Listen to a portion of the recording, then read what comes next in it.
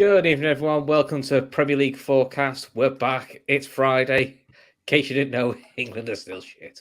So, all in all, life's back to normal. So, it's me, Chris Brack. I'm still here. Kev's back, so I've got to behave myself because I can't get away with being naughty like I was last week with Luke because Kev told me off. With no Luke this week, he's not well. I don't think it was the England game that finished him off, but it might have been. I don't know, to be honest. I think he's. It probably was. I think if Luke is in the chat tonight at any time, Luke got his results from his degree this week. He got a 2-2, passed with flying colours, and he's now a graduate. So if you see him in the chat, give him big congratulations and a pat on the back. He did really well, especially with some of the work that he did for his media course with his YouTube channel. And absolutely delighted, stoked for the guy. He worked really hard for it. So if he is in there, give him a big well done for him. Cool. And making his debut for us is Den. How you doing, Den? Well, we've just been talking off air, haven't we, about the underwhelming night for England. And yeah, to be honest, look, if there's any performance that tells you Southgate's not the man for the job, it's that. But yeah, boys, it's Friday. Looking forward to the weekend. Obviously, had a short week with a bank holiday on Monday. So yeah, can't complain. Looking forward to talking Premier League after watching that 90 minutes that I'll never get back. So yeah, can't wait to get involved. Thanks for having me on. Yeah, so Red Steve said, evening. Sorry about your relegation break. You couldn't care less, mate. That's just bother me. Hey, look. You've got a busy weekend this weekend. You've got the derby at Anfield. I've got the Legends game before that as well. Oh, you going to the Legends game as well? Oh, nice. Yeah, I got tickets at last minute, so I've got the Legends game on Saturday. I've got the derby on Man United, second leg. Oh, cool. So we played them at Old Trafford in May, and then we're doing a return. So Xavi Alonso's playing this one, so I'm quite excited. That's part of the reason I tried to get tickets in the end, because I heard Xavi Alonso was playing, so I thought you don't get to see Xavi Alonso very often, so that's a good thing. But yeah, no, big weekend for women's football. I know it's the North London derby for the women as well. I think there's 50,000 tickets sold. Yeah, 50,000. Yeah, broken a record. Absolutely brilliant. So that's good. I think not as big at Anfield. I think we're at 22, 26. I think around that sort of mark. So I think it's the main stand and the cop for us, which is good. So should be good fun. So it keeps all busy. So it's international football weekend. We ain't talking about international football because it's enough. It's enough to put anyone to sleep. That. So what we are going to do is Kev came up with the idea. So if you don't like it, it's all Kev's fault. Well, so all right, go on. We're going to try and build a boss 11 and a flop 11. We'll see how we go. And the rule is that you can only pick one from every maximum one from every team. And we're going to see how we go. But because I'm host, so I'm going to defer to you two to do all the hard work and the chat, and I'll just referee. So I'll just chime in every now and again. So I'll give you an opening gambit, Kev. I think we can all agree the goal is going to be Danny Ward, surely, for flop of the week. Because see, this is already a debate for me. This is already a debate for me. Go on then. Let's hear it, Dan.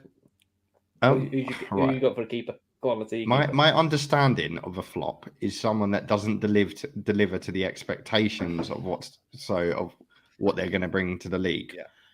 Here's my argument. Danny Ward is not a Premier League goalkeeper and should never, ever be put in a Premier League team. Mm-hmm. I blame Leicester. I'm not blaming Danny Ward. I've seen Danny Ward play. He is not anywhere near Premier League level. So for people to sit there and tell me he's flop of the season, I'm not buying it because he's just doing what I expect Danny Ward to do, not play that well. He's not got a great defence in front of him, let's be honest. He's had Fofana thrown out of the way, Evans, and I didn't even know the player playing next to Evans last week. And the whole team's just been diabolical. Maddison's been the best of a really bad bunch. So to be honest, I just find it a bit bizarre for me to say Danny Ward because I don't expect any better of him. I don't want to. I expect a goalkeeper to catch a ball. Yeah, don't get me wrong. He's played badly, but he's not a keeper that I can sit there and say has been the worst because I don't expect too much of him to try and not be as disrespectful as I'm being. But I actually would say Edouard Mendy because people were putting him on certain pedestals last season that I just didn't agree with. And yeah, I mean, they've not had a great start defensively, Chelsea. They've now got Potter in, so things could change. But yeah, Mendy for me, I think people were just overhyping him when he came in. And he won won a trophy with Senegal, and then with Chelsea was Club World Cup and Champions League. So I understand it. I get it. He's got clubs, he's got trophies put in the cabinet. But yeah, for me this season so far, if it's not going to be Danny Ward, it's going to be Mendy. I can understand the Danny Ward conversation, and it probably is him. But for me, I just think it's a little bit harsh considering the fact he's been thrown in the spotlight. He should never really be in. Yeah, well, I agree 100%. I've got Mendy down as my flop so far. And some of the guys in the chat were saying about the season. Yeah, it's the season so far. So far. Yeah, so far. Yeah, don't get me wrong. Mendy's going to pick it back up. Chelsea will. Potter Ball's about to arrive, and things are going to change in the Chelsea team. But Mendy so far, people were putting him on levels with Ederson and Alisson at one point, and I just thought, look, this guy has got a long, long way to go. He's still got a mountain to climb, and this season we're starting to see cracks. It'll pick up, but so far he's really underperformed. There's certain things that Edward Mendy is good at. He's a decent shot stopper, but he stops shots into troubled areas. He ain't great at it. He ain't great with his feet, and that will be a problem for him under Potter. But he'll have to learn. Arrizabalaga is a better keeper with his feet, but you wouldn't trust him. You couldn't trust him. That price tag is hanging around his head like a noose. So, I mean, look, for me, it was easy. And because we only went with one player from each 11, I cheated. Because with Chelsea, I had to put Koulibaly in there as well. Because for me, he's one of the ones that, and he's the only one in my flops of the season that's a new signing. But I really expected an awful lot more from someone who came with the pedigree that he was coming with, the hype that he was coming with, the everything that was surrounding him. They've been putting him on Van Dijk levels for years, and he's just nowhere even remotely close. He started off with a bang with that goal in his first appearance, and you think, yeah, here we go. But when you actually watch him as a defender, and he's a real liability. He's sluggish. He turns like a truck. He's going to be playing in a back three as well. It's going to be a problem. He hasn't adapted, has he, to the pace? Now, but listen, he's an experienced, good player, so he could still adapt to it. But there's always that fear I always have is players coming from Italy to England in their latter years of the career. It tends to catch them out. It just seems to be coming from Serie A. It just seems to have that impact. Red Steve says, "Kev, your boss and the flop." I mean, that's pretty fair. To be fair, I've had words said about me, so that's fine. Harsh. That's harsh. Laura Duff says, "Can we pick a whole team for a flop? We can't pick Leicester because that's just mean." But we might. Look, if we could have more than one player from each club, I could throw 3 or 4 Liverpool players. I think this is going to get tricky. The whole player. I think it's a bit easier for the best team of the season so far to do it, but for the flop of the season, this is going to get tricky. Because teams have overperformed that you don't expect to. For example, your Fulhams, and then you look at Chelsea's and your Liverpools that have underperformed. So but I think that's the whole point. It surprised me how difficult it was when I sat down to actually do it, to be objective as well. But who did you go for your defenders then? Well, let's say your defenders, Dan. Right. Well, this is where it gets interesting because for me, Reece James has played well, but only because a certain person has not delivered to expectations. And I know I'm on a Liverpool channel here, but right back, it cannot be anyone else other than the boy Trent Alexander-Arnold, who wasn't in the team for England tonight.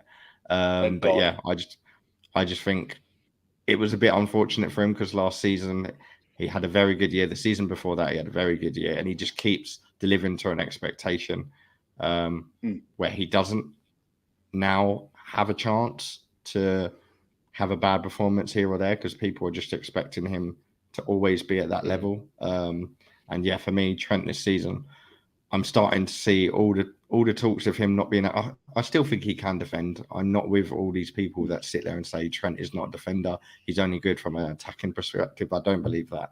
But yeah, there's been quite a few mistakes from him this season, and Liverpool have played average all over the gaff, to be honest. I don't think he's a main cause for why it's going wrong.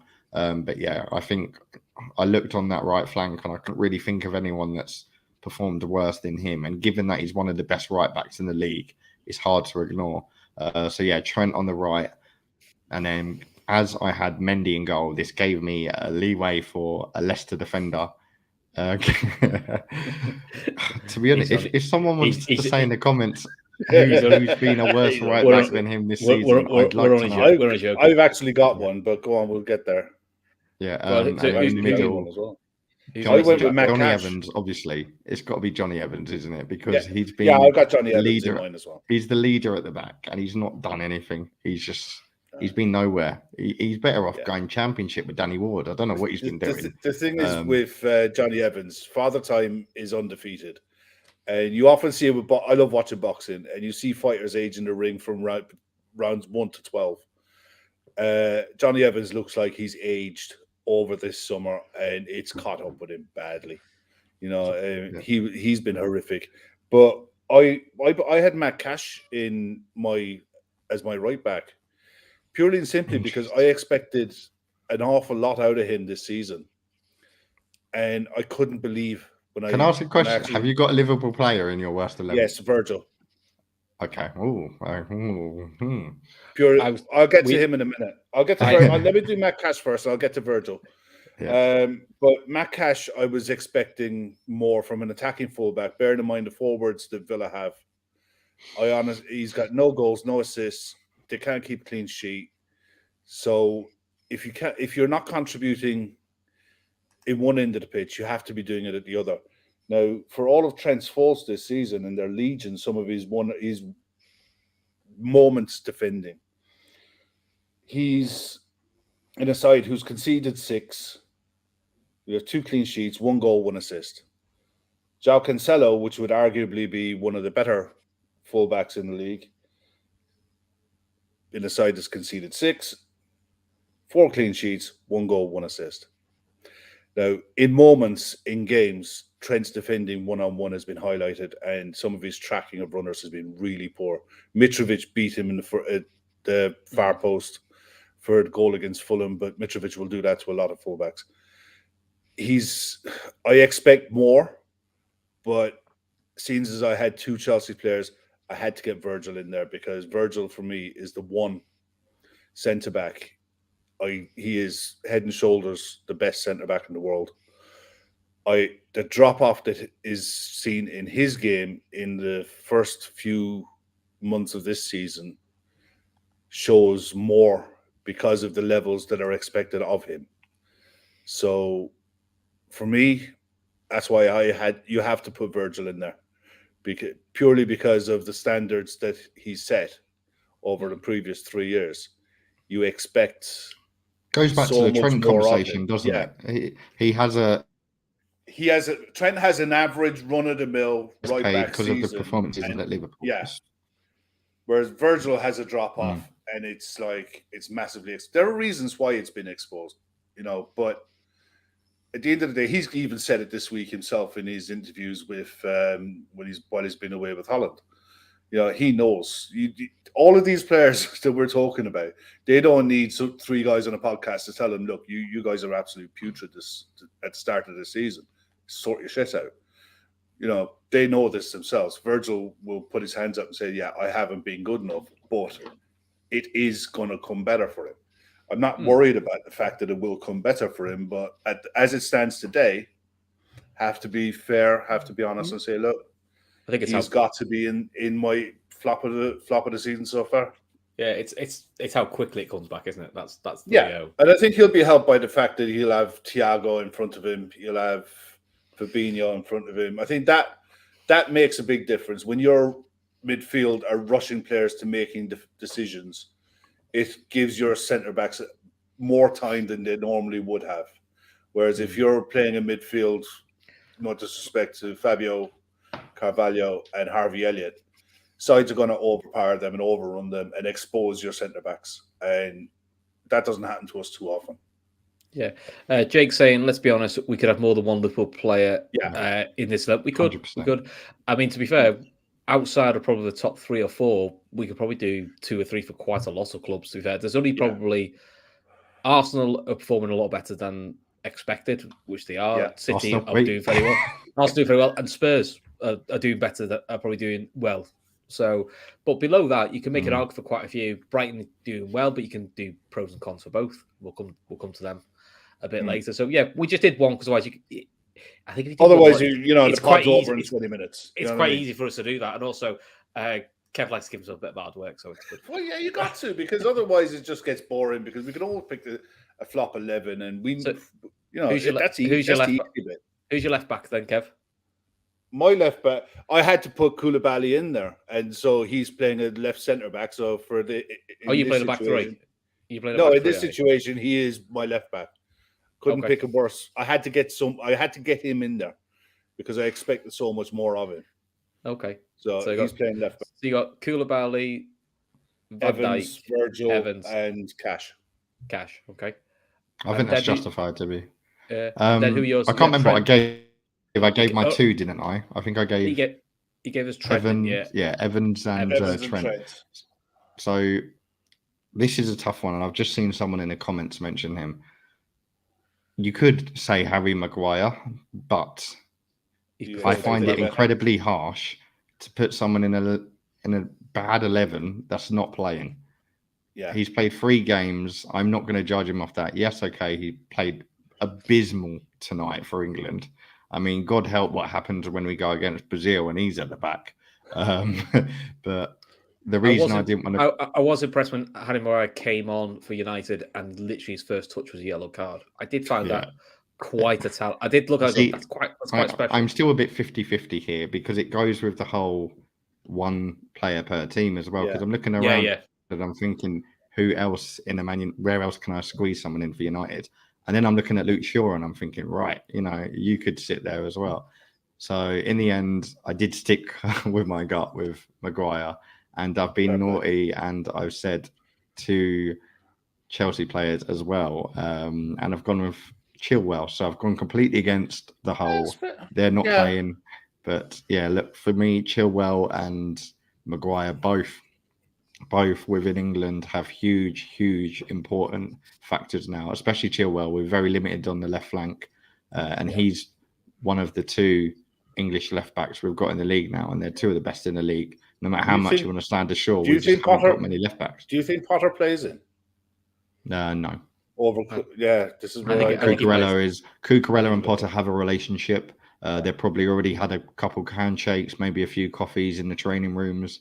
I think Potter knows he's got his man, and to be honest, I think Potter's really happy that deal got done and that he ended up, because he obviously didn't see himself going to Chelsea, but it's probably a bit of a blessing in the disguise that he's now got someone in the back line that he can look and feed off of, and he's got someone he knows he can trust.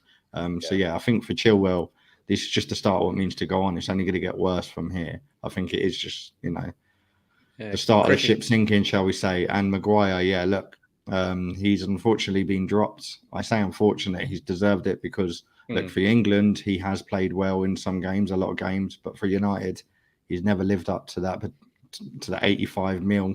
This again, it all goes back to what you pay for a player. A lot of people have a high expectation. He doesn't even look like a 30 mil player, the best of games. So I couldn't not put Harry Maguire in there. And the reason he's not playing is because of bad performances. So as much as I can say, look, you're not playing, I'm not going to give it to you, it's because of his own doing. So a back line of Trent, Evans, Maguire and Chilwell for me. Cool. Chris said, we are terrible by our standards, but by no means we have the worst players. Laugh out loud. Come on now. No, I know what he's saying, but I think you've got to judge it by the standards that we've set, and the standards we've set is this season so far is the big imperative word, isn't it? Like it's haven't played, but it's 6 games. Well, I would say it's 6 games in. In another 10 games, we could always sat there going, it's not too bad actually. I mean, that's what me and Kev are hoping because we have to do all the post matches. So we're kind of hoping that. Otherwise, post matches get quite tough when you're watching when you get humbled We've been humbled quite a few times so far, Kev. Yeah, true. Right. So for midfield, then, are you guys playing a midfield 3? Have you, or are you doing a 2, or are you doing a midfield 4? I'm going with a 3. You're going with 3, Dan? I've gone with 4-3-3, 4-3-3, 4-3-3 okay. defensive. Cool. So go on, Dan. Give me your 3 midfielders. Then. Okay, so I actually really like this player. So for me, I don't like saying it, but the first one is, and this is why an Aston Villa defender was not put in my back line. It's got to be John McGinn. I think he's so important for Aston Villa, and he's had some shocking performances this season, which I think do have an impact on the way they've played, the way they've performed, the results they've got. I just think when he's not, he's a bit like their glue. When he's not there, it just all falls apart. And unfortunately, it's not working for him this season. He had a great game the other night for Scotland, by what I heard and from what I saw from highlights. But I just don't think he's ticking the boxes that he did last year. And there's certain players like Jacob Ramsey, who's in an incredibly good choice of midfield for Steven Gerrard. And Ramsey's he's stepping up. They've got Coutinho, McGinn, Douglas Luiz, and Ramsey's the one that's doing all the job for him. But yeah, John McGinn for me had to be in there. And then another one for England that did play tonight actually is Declan Rice. Just haven't seen enough from him. I think West Ham themselves have got a big problem on their hands this season. I think there's too much, like we said off air. I think there's too much for them to work with. I think they've brought in Baqueta, they've brought in Cornet, and they've brought in Scamacca, and they don't know what to do. And Declan Rice is going to have a big job in his hands because they're going to be playing more of an attacking game. So far this season, I've seen him caught out quite a bit. And, people again were putting him on this pedestal, which I didn't really see it. I think we've seen 80 million, 60 million get spent and absolutely squandered. People were saying he was worth 80 mil, 100 mil. Look, if performance are like that are going to be what 100 mil is, then God forbid what's going to happen to this transfer market. And then this was actually the tricky one. The last midfielder for me was the most tricky because I've used my 2 Chelsea players. Otherwise, I was probably looking there and I was thinking, right, Mason Mount could easily go in. He could easily slot in. So I had to have a think. And he's gone there. A few when he goes back, a few saying Souček as well from West Ham. That's the one who's probably not lived up to the hype. I would say Spurs player just to be funny, but I can't. Are you sorry. there? You came back. Did you say sorry? I think we blacked out. No, you froze. Yeah, you were talking about Rice, and then you disappeared. So we were just saying a few of the chat were mentioning his partner Souček. A few were saying they've all thought he's not lived up to his expectation. The thing is with Souček, I've still got to see a bit more of him. Like Rice's responsibility. I think you expect that a little bit more from Declan Rice. A lot of work. Don't get me wrong. Yeah, but the only reason I didn't put Declan Rice in my midfield was for someone else later. Oh, okay, cool. And who's your third midfielder, Dan? Yeah. See, are we allowed to say 2 from 2 different teams, or is it got? Are we only allowed 2? No, you crack on. Go on. Okay, in right. In that case, I'm going to be horrible. Jordan Henderson. Okay. And this is based on, I know he's injured now. Well, he's not now. He's back in the team. But when he was in the team, he just wasn't cutting it. And he had a big job in his hand based on the fact that he was with Harvey Elliott. I can't remember the other one. I think it was even Milner at one point. And I think he's just a leader now. And I get what was said earlier about the father legs. I think it was Kev that said it actually. Yeah. You don't get the father legs anymore, sort of thing. You don't get a lot of people like Jamie Vardy. They're not buying their time anymore. They've kind of had it, and maybe Jordan Henderson is coming to that point. But for me, I just feel like you need to step up when you've got players like Harvey Elliott sitting in a centre midfield role, being one of the best of a bad bunch, which he was. I thought Harvey Elliott's been outstanding for you this season when he's played. Maybe that just speaks a lot for the other players. But yeah, for me, Jordan Henderson, and I'm only doing this because I can't think of another player that goes into that centre midfield. And I'm not going to have 3 Chelsea players because that's just being absolutely outrageous and breaking the rule box. If I could, I think Kev, it would be Mason Mount all day. Yeah, I think my always thing with Henderson is I think he was overplayed last year, and I personally think he's been playing this year hurt because, and this has been the frustration of Liverpool, is we haven't got enough fit options. And that's, to be fair, that's the club's doing, and that's Klopp's doing. They haven't picked anyone, so I think he's had to play when he either was out of form or wasn't. You've just had injury unfortunates, haven't you? Like, Thiago being back now will help you out. Yeah, we're missing Thiago, Naby, Ox, Curtis Jones, Fabinho. Yeah, I mean, you could imagine, but we said at the start of the season, you would expect all of them someone to miss time because they always do. I think the fact we had 10 out at all the same time was a little bit unfortunate. But look, that's the world we're in, game, isn't it? Yeah, and I think that's where Liverpool are adapted to how Harvey Elliott plays because he doesn't play. He plays a different style of football to the way Henderson plays, which is fine, but he doesn't do the defensive cover. I don't think that Henderson does. Now, Klopp must know that, so I think that's where it's been adapted to the system. That's a trade-off, and I think that's where we've been caught out. This transition side of it, where people are putting a skillful player behind Elliott for the run-up because he won't. At the moment, he's not. He's still young. He's going to track it. If I could have thought of another left back than Chilwell, I'd have chucked them there and then put Mount in the midfield. To be honest, but Mount and Henderson were neck and neck. It was very, very close. Yeah, Mount's been quite based, and I'll have a look at my. I did write a few list of players, but I can't remember where I put midfield wise. Basuma only because he hasn't played. I think he's struggling to adapt, so I can't really put him in yet until I see him play. But he hasn't adapted. I don't think he's adapted yet at all to the way they play. So that's definitely one. Who are your 3, Kev? Well, you name one of them. Basuma was an easy one because it's not like he should have a problem elbowing Højbjerg out of the way to get into that Spurs side. He's a far better player than Højbjerg. Spurs got him on a cheap, 24, 25 million pounds. He's worth a lot more than that, especially in this inflated market. I look at it, I think he's had 1 start in 7 games, and there's no amount of blooding a player in that Conte looks even reluctant to play him off the bench. It's a strange one, and he's another one because I expect. Look, my midfield 3 was 2.5 really, but they signed for clubs that either needed them to do more, or I expected more of them. He's one. Bruno Guimaraes at Newcastle, fantastic footballer. I thought last season he was outstanding and brilliant from when he came in.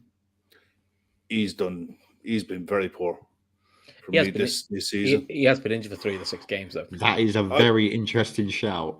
I just don't think that you expect a player to come in and over the summer, you expect them to kick on a little bit, at least maintain the levels of where they were. And he hasn't. And it's telling when you watch Newcastle that they're toothless. They're softer than what they were. They're, easier to score against than what they were. And a lot of that is because sides are able to get around their midfield. And a lot of that is because he is in that 6th role and he's struggling to cope. Maybe it was a case that coaches looked at what he did in the second half of the season and worked out ways of getting around him, and Eddie Howe hasn't figured out a way to adapt to that. Not sure, but it's early in the season. I expect him to kick on. The other one was because I had to pick someone, and Luke McNeil. Or was it Dwight McNeil? Sorry, Dwight McNeil. Who's Luke McNeil? You learned this with me after a while. I'm terrible with names, but yeah, McNeil is one of these players that when he moved from Burnley, I thought, he's going to go to Everton. He's going to do something. He'd be all right. He's a decent left. He's got a really good left foot. Everton would be one of those clubs that would suit him, and he would suit what Everton want from him. Mm-hmm. But then you look at what Everton have done. I mean, he's dropped now, but when he's been playing, he looks like a square peg in a round hole. They don't know where to play him. They've tried playing him out wide. They've tried playing him in the middle, in midfield. They they've done everything to accommodate this kid, and he just doesn't get it. No matter which way he goes, they look better with well, to be honest, I would say, and they're the knowing a few Evertonians that I do. Davis and Iwobi are like the whipping boys for Evertonians. They are the ones, but they're outperforming McNeil comfortably. And wide, if they're playing out wide, you'd rather start Gray and Gordon at the moment. He's just not set up. A few saying Jesse Lingard. Who's found that? Someone's got a phone next to them there. Will you just put it away? Yeah, Jesse Lingard's getting a few mentions as well, which, I mean, he hasn't lived up to what was expected. What were you expecting of him? You know what I mean? Yeah. In all fairness, what were you really expecting of him? But yeah, he's in a team of Nottingham Forest, and the pieces aren't put together yet. I think Lingard would be incredibly high. In fact, I think any Nottingham Forest player put in a bad 11 would be harsh. Because nothing's working out yet. Well, there are 25 pieces to put together. It's when you buy a whole new team, it just takes time. It's going to take some time, doesn't it? Right, go on, Kev. What was with you? What are your front three? Worst front three. Pedro Neto. Okay. Jared Bowen. Yep. And Cristiano Ronaldo. Fair enough. Now, for all of the huff and puff about United, Cristiano Ronaldo is still, without doubt, one of the greatest players to ever kick a ball. All right, he's arguably himself and Messi are head and shoulders above anyone that's been playing football for the last 20 years. The drop off that we've seen in his game, in his ability to adapt to a new style, compared to Messi's as well. Yeah, but the way he handled himself over the summer, the fact that he came back into the summer into the United squad where he couldn't engineer a move away. He didn't do a preseason. He didn't get himself right. And when he does play, he looks miles off it. He looks a shadow of the player he was. He looks a little bit like he's playing within himself, doesn't he? Yeah, but this is what I mean about players where you expect a certain standard and the drop off is that much. There are worse strikers in the Premier League than Cristiano Ronaldo, performing worse. Jamie Vardy being one. But you expect a lot more out of a Cristiano Ronaldo. Yeah. Jared Bowen, it looks like he's not just jumped off a cliff, he's just took a running triple jump with a pole vault for good measure off the cliff, and he's just like waving all the way down. Yeah. This is a player that Liverpool fans were clamoring to sign at 70-odd million, me included. I wanted him. And I look at him now and I'm thinking, Jesus Christ. I didn't realize how bad the drop-off was until I actually done a bit of YouTube stuff today, looking at West Ham highlights. Just read them a chat. A couple have said, Son said, barring his 20 minutes against Leicester has been poor by his standards. If it wasn't for that 20 minutes, he'd have been in there. Yeah. But, for the record, he is in mine. Yeah. And I can understand that. Other ones being mentioned are Watkins from Villa. And look, he has been mentioned. And look, Kev, he's been mentioned in our chat. Darwin Núñez has been mentioned. Yeah. But the difference, this is the thing where I get with the, because this is where it started. Me and Den were having this conversation on Twitter the other day. This is how this idea started up. I look at Darwin and I think no matter what this guy does, he can't win. And he can't win because, one, he was signed for a fee. Two, he was signed in the same position as Erling Haaland. And the media have decided that these two are going to be paired with each other and marked against each other for the rest of their time in the Premier League. That's not his fault. That's just circumstance in the way it is. But at the same time... What is his fault, though, is getting himself suspended for 3 games. He got himself sent off and lost 3 games. But if you're judging him on the minutes on the pitch, coming into a new league, doesn't know the language, learning how to play a different system with a brand new team where all of the pressure of a price tag is on you, I'm well prepared to give him time. Whereas I look at Cristiano Ronaldo and I'm thinking, you're established in the league, you know your game inside out, and you're just doing nothing. A few are saying he's only played 3 games or he's been suspended. It's hard to judge him. It is hard to judge him, but if you're being brutally honest and you take your Liverpool bias off, Fulham, he came on, got a goal, got an assist, did what he wanted, did well in the Charity Shield. Palace missed a good chance. got too easily wound up, and got Yeah. basically conned to do something stupid.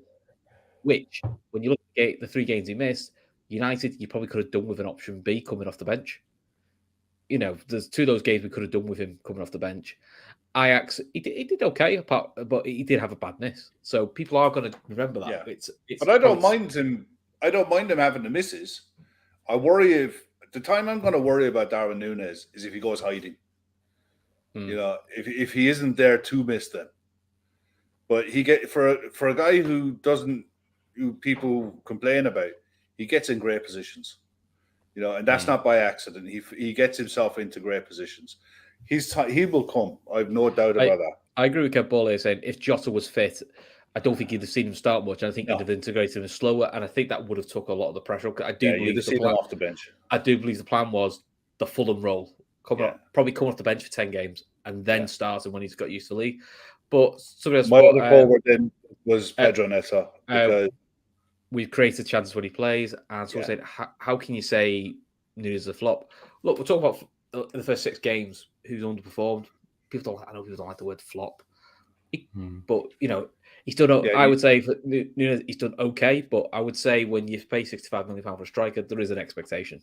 Yeah, and I saw a comment. I saw people saying, "Oh, he's only played 3 games. How can he be a flop?" But it's his fault. People got.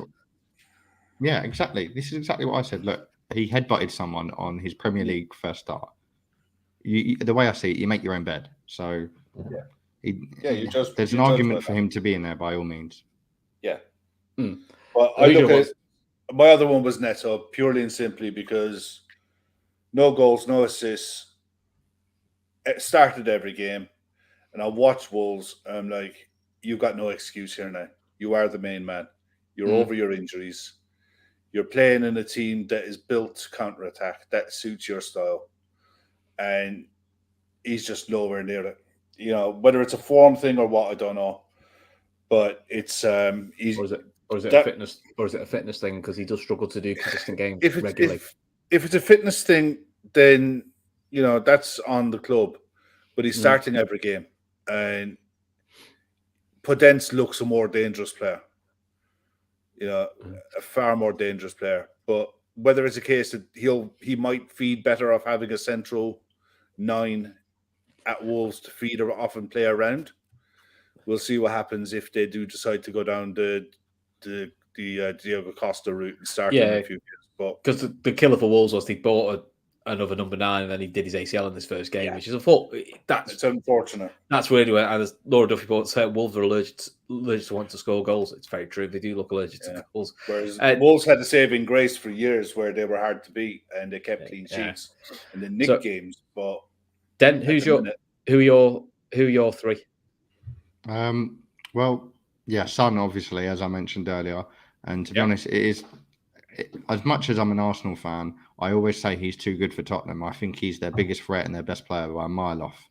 No disrespect to Kane whatsoever, but I just think he's different gear. But Golden Boot last season is obviously going to put you on a level, and you're going to have to come back with the same energy. You're going to have to hit the ground running and start where you left off. He hasn't done that bar the Leicester game. Coincidentally, he's finding form before the North London derby. Shock horror. But to be honest, it has to be him. As well. You can't match one of Mo Salah's best thing done today. When Salah started off last season, no one saw anyone catching up with him. No one whatsoever. And then Son just came in, and let's remember as well, he did it without scoring a single penalty. He wasn't taking any set pieces. This season Spurs have started off well, and he's been left behind. When he's actually finally been given some competition in his position, that's how he answers. But he turned it around at Leicester, but not enough for me to take him out of the team. And again, the one player thing, it's Leicester, and the one player thing did kind of swing my vote because I couldn't really put any other Spurs players in there. Bowen would have been my next choice, but I didn't want to put another West Ham player in. In the middle, this was the tricky one for me because I've put a lot of Liverpool in. Núñez is an argument. Vardy, look, his time's up. I'm surprised he's even still being given the game time. I don't think his legs can do it anymore. So I've put in Damari Gray up top just for the sake of having someone from Everton. And last season, he saved their skin. This season, don't see him doing much, to be honest. And he's playing every game. So, it's just a case of a team being ticked, I guess. Similar to Kev with Dwight McNeil. And then on the right, see, this is tricky for me, because I've actually gone with the same as Kev with Neto. But okay. I made an argument the other day as to why he shouldn't, because he's had the ACL injury, he's young, he wasn't bought for a lot of money. But when you look at what Wolves have done to the squad, they've added quality. All the pieces are there now, The jigsaw is near enough fit. Costa's going to come in and add a new, he's going to add a new dimension to that. But Neto's not doing anything. He looks like all these players are coming in and he's been left behind. It looks like maybe he should have come to Arsenal. I don't know. It's just not happening for him. It's not working out. It's a shame, because I think he's a really good player. And don't get me wrong, I think things will turn around. They do just need someone like Costa, a force to be reckoned with, to come in that middle, because Jimenez has never been the same. Front three of Neto, Damari Gray and Son for me. To be honest, I'm being harsh on Damari Gray because Everton are just appalling anyway. But I think you have to put somebody in, don't you? And also play to the crowd. It always goes down well. Right, so Kev, that's enough negativity now. We've gone through all the flops. So we've done 43 minutes of talk about flops. So let's make all the flops, Kev, disappear. So best way to do that is with one of our sponsors. So let's go to IP Vanish. There you go. There's your pun of the day. You can all hate it. It's great. Boom, boom. So you guys know by now, IP Vanish is a VPN service which helps keep you truly private on the internet. So it stops any undesirable people find out your private details, your passwords, your communications, and your browsing history. So basically you can stay invisible on the internet. You can use IP Vanish on unlimited devices without sacrificing speed. You can use it on tablets, computers, phones, and you can use it on Fire Sticks with streaming services. Use it at home or out in the public. And for you guys, they are offering you 70% off your yearly plan and a 30-day money-back guarantee. So you get 9 months for free. And these guys are rated 4.6 out of 5 from Trustpilot. So if you want the deal, it's ipvanish.com/daytrippers. That's ipvanish.com/daytrippers. And while you've got yourself a VPN, why don't you also get Paramount Plus?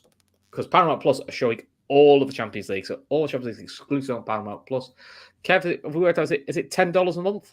$10 a month, yeah. Unfortunately, with the way the UK economy is at the minute, it's about £10 a month. It's about £10, yeah. What's £7 a month a couple of weeks ago? I know, yeah, it's gone up. See, you should have got the deal sooner. But also, I think Sky also do some deals with Paramount Plus. So there we go. Also, you don't then have to listen to Steve McManaman on BT Sport, which, to be honest, is worth $10 a month just to not listen to Steve McManaman. Yeah, you can watch Cara and Mika Richards having a right laugh at Thierry Henry. There we go. That's fine. And our final sponsor is BetterHelp. So listen, we all go through times where we find things tough, and mental health is a really important thing for everyone. So one of the options you can use yourself is BetterHelp. What they can do, if you're thinking of giving it a try, you can use betterhelp.com. It's convenient, it's accessible, it's affordable, and it's entirely online.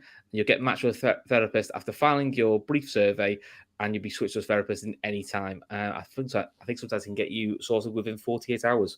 So if you want to take up the option of using these guys, just go to betterhealth.com/daytrippers, betterhealth.com/daytrippers, and you'll get 10% off your first month. So there we go. Right. Oh, that's a lot of talking, wasn't it? Yeah. There we go. That's the bills paid. That's the bills paid for another week. Let's do the fun bit. Let's talk about ones who were good. Ones who were good. Probably not many Liverpool players in this list. No. Let's start with goalkeepers, because there have been quite a few stockings this year. So who have we got for a good goalie? Go on, Kev. Nick Pope. For me. Look, I'm complaining about Bruno Guimaraes at Newcastle and the fact that they're getting a lot of draws. They're getting a lot of draws because of Nick Pope. He's a really, really good shot stopper. Just to address this from Jake, it's not to do with international breaks, mate. My puns are just this bad. Kev's got used to it. Yeah, trust me. But I like him as a keeper. I've always liked him as a keeper, as a shot stopper. His problem is he's rubbish with his feet. All right. Yes. And it's an unfortunate part of his game that I don't think, no matter how hard he tries, he ain't going to improve. The one thing he has improved on this season is coming off the line. Eddie Howe is trying to play a higher line, and he's been coming off his line an awful lot. I've been quite happy with him. Yeah, Robert Sanchez would have been in my 11 apart from someone else who's going to be in there later on. But yeah, for me, Nick Pope was an easy one for me. Cool. Dan, who have you got for a goalkeeper? Yeah, pretty tricky with there's probably another Newcastle player that could go in this 11 as well, to be honest, quite easily. But yeah, for Brighton, I agree with Sanchez. He's been good, but there's too many Brighton players that have played well elsewhere. And it's Nick Pope. I agree. I think Nick Pope, I think the only person that's really matched his proper performances this season has been the likes of Ederson, who you expect it from week in, week out. And yeah, Ederson's obviously got better tools to play with. He's got much better defence in front of him. So Nick Pope was a no-brainer for me. He's coming from Burnley. He's still got another shine in the Premier League. And he's trying to get in that England rank as well. And he's doing a good job of it so far. So yeah, to be honest, if it went for Ederson, it was a no-brainer. Cool. And what's your back four, Dan? I'm assuming it's back four. It might be a back three. Yeah. I'm still optimistic onto whether I'm going to do a 4-3-3 or 4-4-2. There's a striker that I really want to put in there, and given the one team thing, kind of makes sense to do. But yeah, I've gone for a 4 at the back. So I think, to be honest, I think left back was probably the trickiest decision, because there isn't, like we've just touched on, there isn't really many in the league. There isn't, like, there's just not many to sort of look at and think, oh, okay, you're doing well. You're performing well and stuff like that. So I've gone for a right back at left. I've been rather naughty, and it is another Newcastle player, just because I couldn't think of anyone. Yeah. Kieran Trippier, although he's playing on the right, I think he's had a great start to the season. He's one that you could look at and think, oh, okay, your legs are getting on now. You're becoming that fatherhood figure. But I think he's actually doing quite well. And he's now got a completely new team to work with this season on. He's got the likes of Nick Pope behind him, Isaac up the top, and Newcastle are going to be pushing, so he's going to need to lead a line and be that captain material, and I think he's done a good job of it.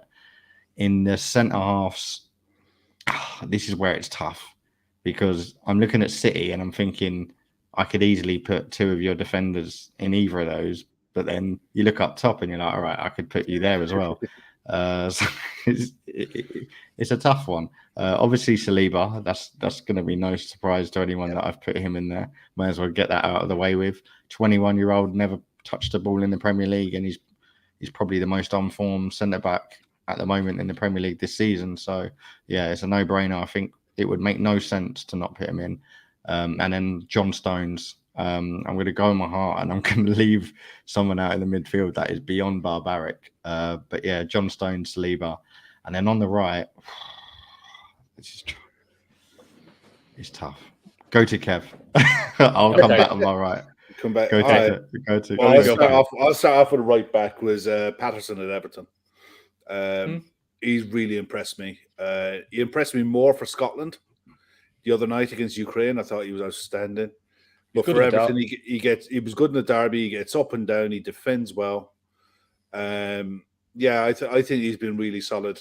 Everton are picking up points. They're not picking up wins, but they're picking up points, and he's doing okay. Saliba, no-brainer. Absolute outstanding talent at 21 years of age. Looks like he's been in the Premier League for the last however many years. Bella Kochkamp at Southampton. Laszlo put him in there. For me, this kid is going to be a special player. He's going to be the next one at Southampton that's on the list who won't be there long. He's going to be out of it. He's going to be gone out of there pretty soon. And left back, I went with Perisic. The guy, I wish he would. Well, take my Liverpool hat off. Just as a football fan, I wish he was 5 years younger coming to the Premier League. I think he's such an outstanding footballer. He's so technically gifted. At 6'1", he dribbles the ball for fun. He can left foot. He's one of the few footballers in the world that you look at left foot, right foot. He can do both. His set piece deliveries is just up there with anyone, and he's just a quality player. And at 34 years of age, to be bombing up and down as a left wing back is really something. You know, I just can't express how good I think this guy is as a player. Like I said, if he was 27 and you're looking at him for the next 5 years, 6 years, what a player. You know, Cool. it's just one of those at 34. I'm kind of glad he's 34. You know, he'll be gone soon. But yeah, I was really, really impressed with him. But Bonkers well has gone with Trippier, Saliba, Diaz, Perisic. So very similar. Yeah. Cool. Yeah, look, I'll be honest, right? I wouldn't put a Man City defender in there purely and simply because this is the first season in a while that you look at them and yeah, Haaland gets them out, gets them wins. But they can be got at more this season. I think Stones has performed better than Diaz, to be honest. But I think Stones, the way Pep has played him in the last couple of games, he's comfortable enough playing him at right back and tucking into midfield. The way Pep's reverted back to his inverted fullbacks, where both fullbacks come into the centre of midfield and his wingers stay wide. You know, he went away from it last year a bit, but this year he's gone right back to how he used to play with his fullbacks. And Stones looks really comfortable in doing that role. And he's been okay at centre back. But I'll be honest, I don't think they've hit the ground running at the back yet. You know, I don't think they're as mean and as miserly as they have been in recent years. I think sides are looking at it and thinking, yeah, look, we might not be able to keep Haaland out, so we're going to have to attack more and get something. You know, so look, it is what it is. But what's your midfield, Kev? Christian Eriksen, Grobe, I think you pronounce it, at Brighton, and Palhinha at Fulham. Oh, okay. Impressed me massively in the opening day of the season, and he's just carried on his form. He looks like he's a young kid that Fulham paid decent money for. I think they paid 17 million for. He's another one. He won't be there long. He's a 35, 40 million pound player in the making. He's been outstanding. Grobe at Brighton has been brilliant this year. If you watch Brighton at all, he's just bombs on from midfield. He's scoring goals, getting assists. He's all over the park. All action midfielder. Really like his game. And Christian Eriksen is one at United I didn't think would fit. I thought, why are they going for him? But then you watch him play in that deep lying midfield role, and his passing ability he's still got it. You know, I remember watching, it was BBC when they used to do the Football Focus on the Saturdays, and I remember them doing a feature on him when he was at Ajax before he'd ever come to England. And they'd done a feature on him at Ajax, and I watched it and I thought, wow, this kid, I wish Liverpool could get him. And we were in the mix for him at the time, but we didn't get him. And with everything that's happened in his life, it was contentious for him to make the move from Brentford. You know, the club had given him a second chance and given him a place to play. And he decided, no, Manchester United, huge club, come calling. I'm going to, you know, don't know how long that wake-up call that he had playing for Denmark is like, you don't know how long or short your life is going to be. So take the opportunity when it comes. He's grabbed it with both hands. He's been exceptional for them. You know, cool. as much as it boils my piss, he's been really good for him. Cool. And then who are your midfielders? So I'll go back. I think I forgot to do my right back. So I'll go and I'm gonna go with Perisic. I was horrible with Son, so I'm gonna give Spurs some love. I'm gonna. So you're flipping your fullbacks again. I'm putting Trippier back to right back, and I'm sticking because I was gonna go with Reece James, but he's just been the fact that he's been very, very. Yeah, I don't think he's been that good. I think he's only really stepped up because Trent has looked beyond his usual potential. But yeah, Perisic on the left, Trippier on the right for me, and then midfield. Someone's just actually mentioned him. I think with Brighton, you could name several. McAllister, Grubb. That's the one I had. Probably mention Sasado as well. Like he's really looking good. I think he'll be someone that big clubs are looking at in the summer, no doubt about it. But yeah, for me, I think Grubb is just. Brighton haven't had the easiest of fixtures. You know, they've barely been dealt like the easiest hand till start of the season, but they've really come and done it. It'll be interesting to see what the new manager does with his team now, because what Potter does won't be done in a day.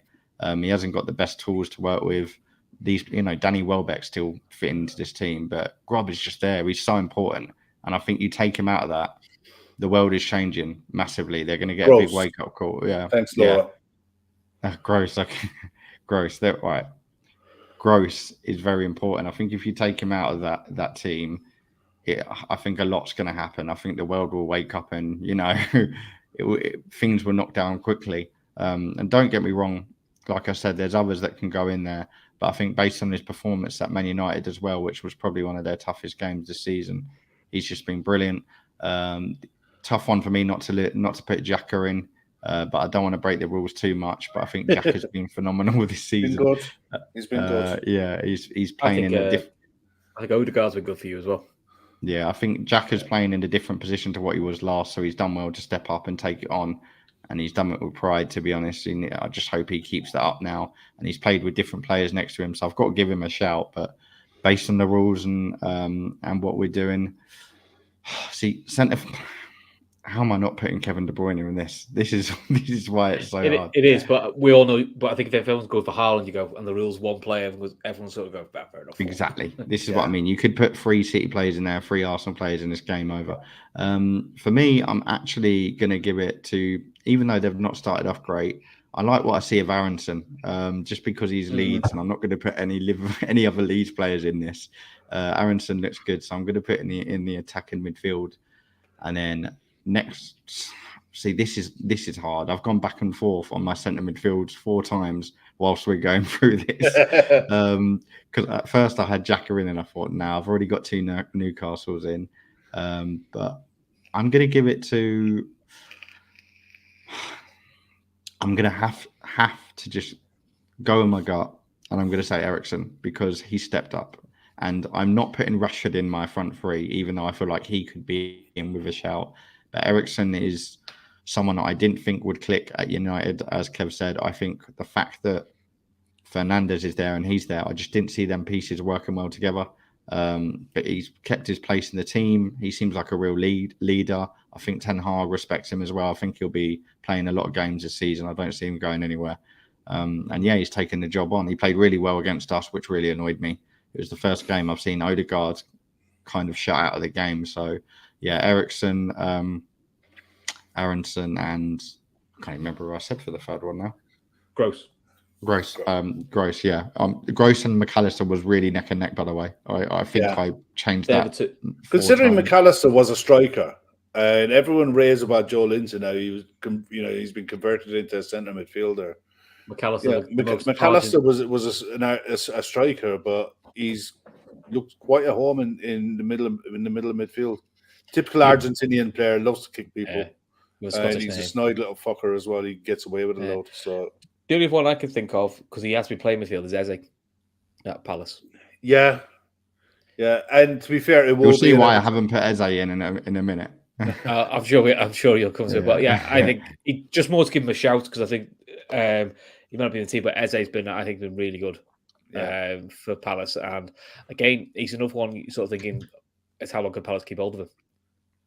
He's had to step up as well. He's had to step up as well with Gallagher going, because that left a bit of a hole in the midfield. Yeah, and he's just come back, and he had did he have the Achilles injury last year? So he's come back from that as well. So so he's another one. I'll stick with you then, Dan. Who are your front 3? I believe you're going with then. So while we're touching on Palace, obviously Zaha, brilliant start to the season. I've always found him overrated, to be honest. So I'm kind of bursting my own bubble, as I've never understood the whole. A lot of Arsenal fans, whenever he has a good performance, Arsenal fans would jump on the bandwagon and just say, sign him. I think and I'm like, no, look, we have got everything we need in our attack. But yeah, great start to the season for Zaha. Not just scoring goals, but he just seems a little more confident as well, which is quite good to see. Obviously, Patrick Vieira knows what he's doing. He's got rid of his petulance, I would say. Yeah, I think there's something new in him this year. I don't know how long it's going to last.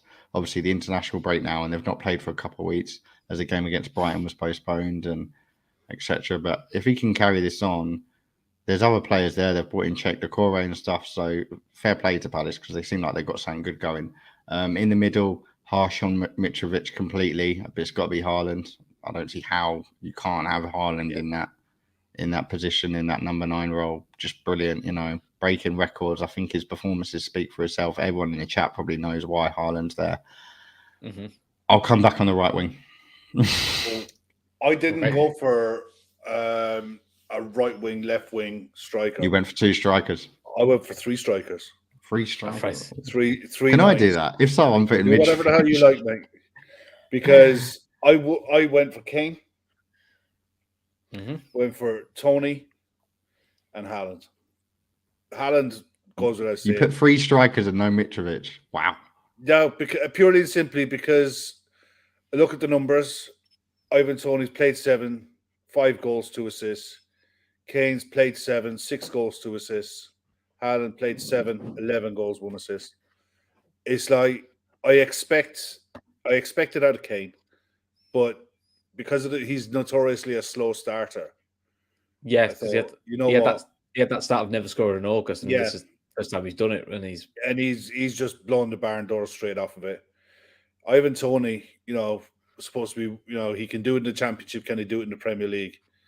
Well, yeah, this is his 2nd season in the Premier League, and he's still doing it, and he's doing it to a level which is above everyone else. He's scoring goals for, I think, a ridiculous level for the club that he's at, and I like a lot of things about his game, and Haaland is just a freak. See, look, you've upset Dan. You've upset Dan now. He's having none. He's having none of this. He's gone now. That's it. He's had enough. He'll be back in a second. He'll be back in a second. But yeah, no, Haaland is an absolute freak. The guy, because of Haaland coming in to the league from the Bundesliga, all the questions are legitimate questions. It's like, can he do it in the Premier League? Can he come to England, go to Man City, a club that doesn't play to suit him, and can he do it? And I mean, it's made a lot easier playing with De Bruyne. De Bruyne makes this so much easier.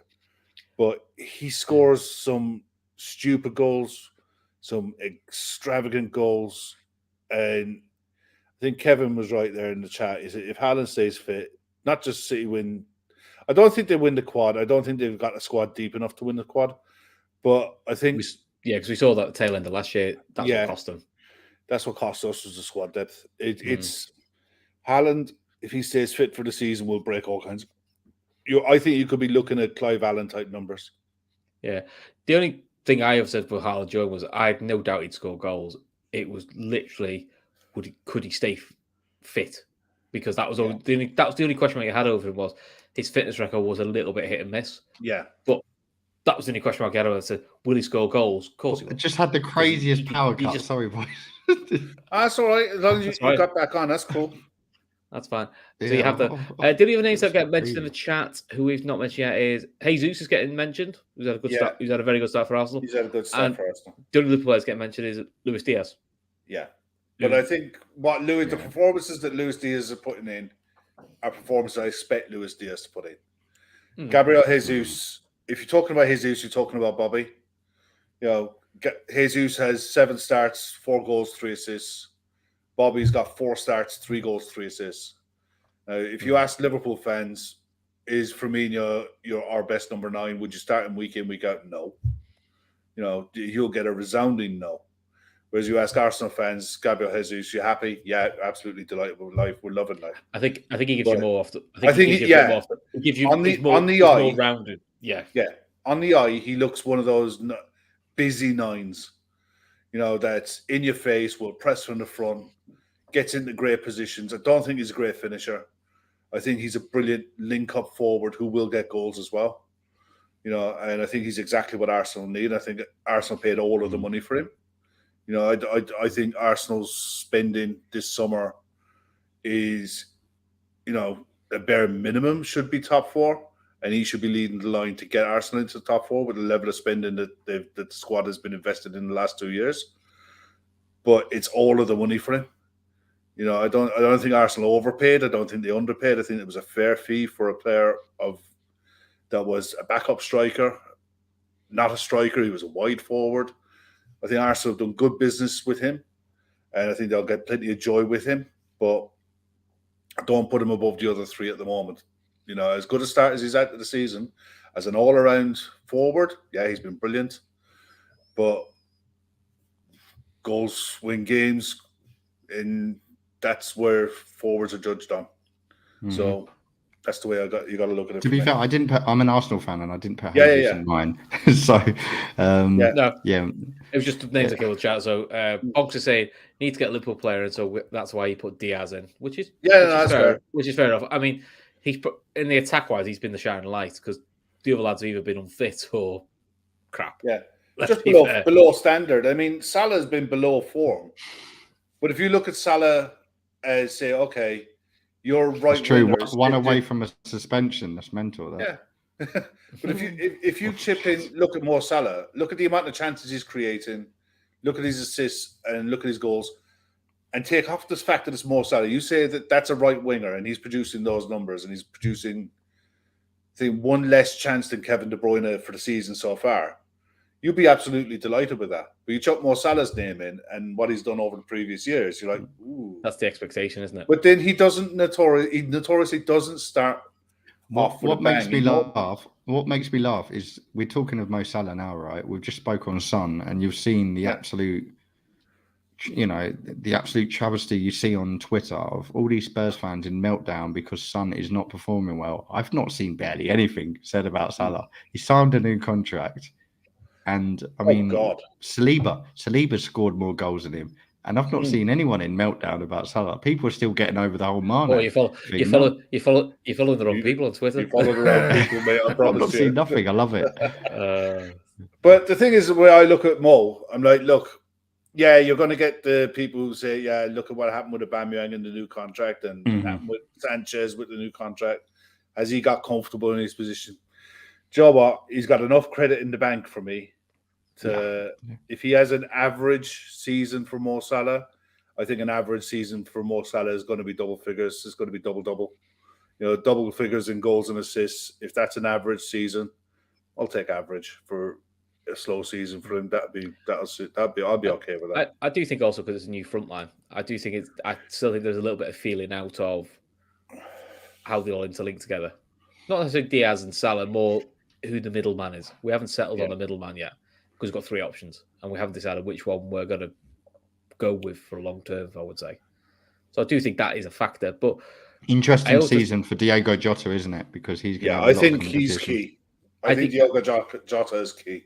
I think he should get the run through the middle as a 9. Yeah, and then you use Nunes as your plan B option, just to get him settled in the league.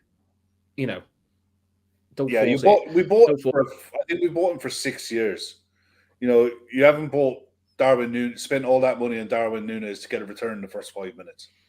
It's going to be what return you get over the length of his contract. And to get the best out of him, I think you're dead right in what you're saying, Chris. You use Jota as your 9.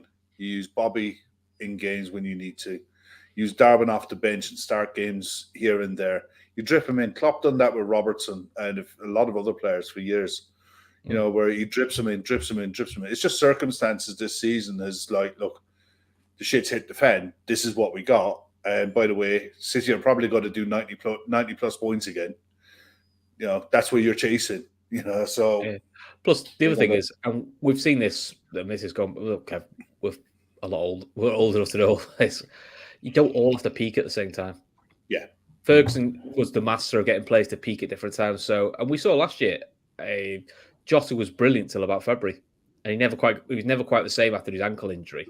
You don't pay 90 million though for it's like what Kev said. You've not paid 90 million for now. 90, you've paid for what he's going to be in 5 years. Yeah, it's not 90 either. We paid 67 for him. Oh, okay. And then I think it'll go up to something like close to 85, 90. Yeah, if he hits all his. If he hits all of the targets, and I'm talking like winning Champions Leagues, winning Ballon d'Ors, that kind of shit that's rolled into contracts as add-ons, then yeah, I'd be honest happy if we end up paying 85 million. I'd love to pay 85 million for him. But at the minute, it's like the Liverpool fans accuse the club of not spending money. I think it was the second highest transfer fee paid for this summer, second or third. But you're not going to get. Not everyone is going to hit the ground and give you instant success, and this is where Haaland comes into the equation because they're comparing the two when they shouldn't be comparing them. This guy's an absolute freak. I mean, injuries aside, I was saying to Chris, when you were off there, I think Erling Haaland could, if he stays fit, could chalk up close to Clive Allen numbers. And that's insane. Clive Allen scored 49 goals in a season. For me, as an Arsenal fan, I'm always going to appreciate strikers in the league, and we're always going to look at Henry as being the best and someone that no one will ever overtake. And the only person I'm ever going to look at and consider he may actually get to the level of Henry is Haaland. Harry Kane, Henry conversation's never going to happen. But Haaland, I feel like he's rewriting the dictionary for the number 9. Like, I feel like the actual number 9 role is coming back, and he's the reason why. I feel like we needed this to happen because the number 9 role's gone soft. You're seeing Phil Foden be used as a number 9. You're seeing Jack Grealish sometimes be used as a number 9. And now that Man City have finally got him in, he's actually representing what the number 9 should be. And it's hard not to admire it and appreciate it. As much as no one wants to see City run away with the league, you've got to just honour and accept and clap your hand and just say, what a player. Yeah, I mean, look, himself and Henry are completely different. I would sit and they're cut from different cloths, 100%. But I think the closest comparison you could get to him, to Haaland, is probably Shearer. That true number 9. Shearer didn't get involved in games outside the box. Shearer couldn't give a shit about what happened outside the box. Saying that Haaland did the other day, he scored from outside the box, didn't he? Yeah, I know, but that's about the only reason he got interested in it. Other than that, he just get the ball, give it to someone else, go into the box, just give me the ball. That's all he's interested in. That's all he's interested in.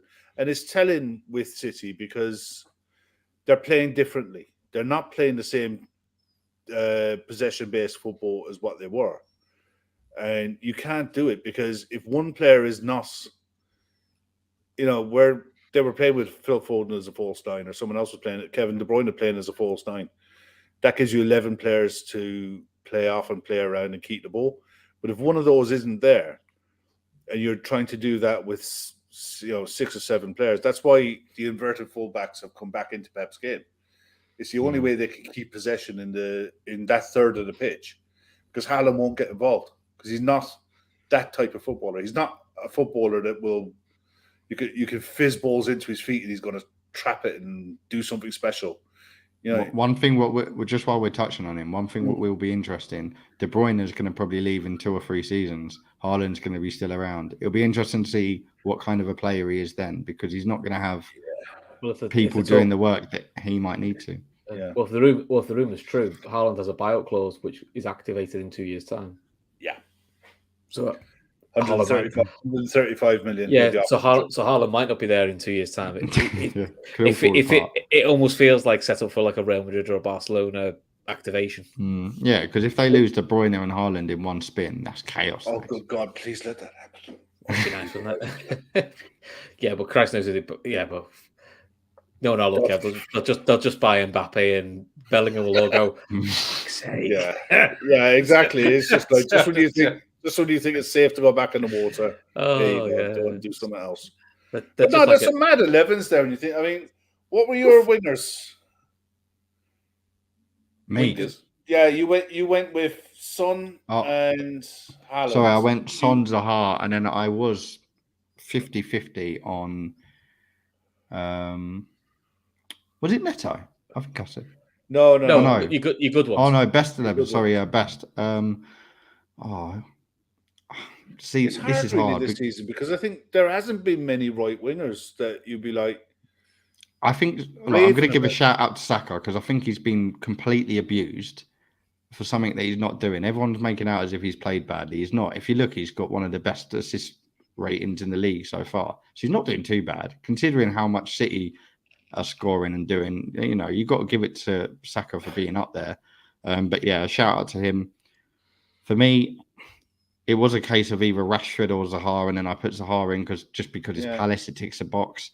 And then, with Haaland, I'm going to go with Mitrovic. I'm going to do a U. I'm going to go 3 strikers because it wouldn't be him, to be honest. It would be a 4-3-3.